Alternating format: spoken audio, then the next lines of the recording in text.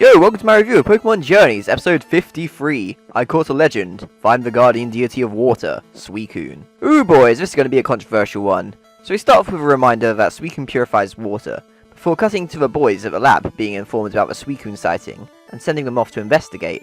In the Johto region, the lake Suicune was spotted at has become all polluted again, and see hunters using poison types in a truck to further the pollution. Ash runs in to fight, so Go joins. However, the boss arrives to alert them of Suicune, who attacks the hunters, and it makes its place on top of their truck. So the boss makes a remark that its power is great, but it's got to be running out of stamina. And you know what?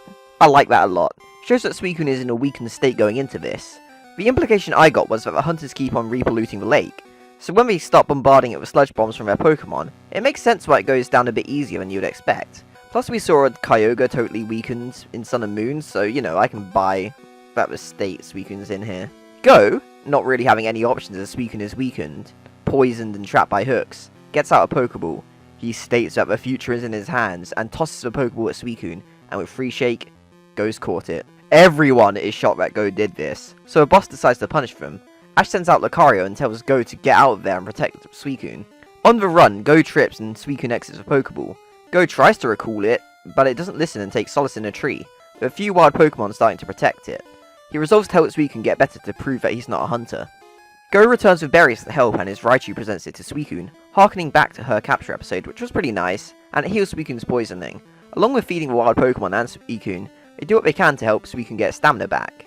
The hunters found the hiding spot and they make their move. Meanwhile, Go notices a leg injury on Suicune, and he does what he can to heal it with a potion and a bandage from Kaharu. This is obviously being done in order to have Suicune acknowledge Go and form a bond between the two. However, the hunters arrive. So a battle breaks out, and it turns out that Go caught a Drowsy in order to battle with poison types while he's out getting berries. Suicune watches as they fight. The boss sends out Houndoom, which destroys Drowsy. The hunters pull Suicune out of the tree and abuse it. Go runs to it, worried and tearing up. As some of the hunters stop Go from reaching it with their Pokemon, Ash runs in to help. Cinderace doesn't give up after being poisoned, which Suicune sees and that resonates with it. Neither Go or Cinderace giving in is what it takes Suicune to acknowledge him fully. Suicune fires a powerful Hydro Pump and its power completely obliterates the net. Suicune fights with Go, accepting his commands, taking out the hunter's Pokemon with ease, and now it's fully energized from Go taking care of it. They capture the hunters with Suicune's Ice Beam and hand them in to Officer Jenny. Go decides to leave Suicune behind. It leaves its Pokeball and takes a look at Go, and it puts itself back in the Pokeball, showing that it wants to be his Pokemon. Back at the lab, Go sends Suicune out.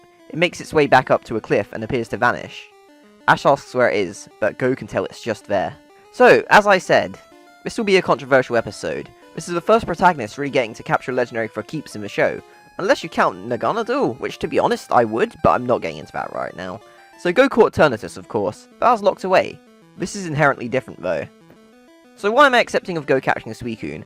I think they justified it well. It was a pretty desperate situation for Suicune.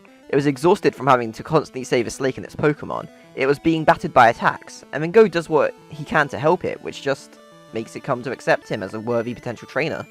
Now, with someone like Ash, she forms a bond with a Pokemon before capturing it.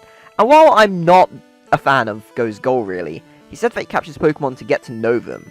So a bond clearly came after, and it did come well. It's something I can totally buy, and it's not like Go was going to force Suicune to stay. He's ready to let it go, but it stayed on its own volition. And it's not like legendaries being captured is a new thing in the anime. Brandon, of course, being a primary example as he captures 2 Reggies in advance despite having Regirock already. Tobias has at least 2.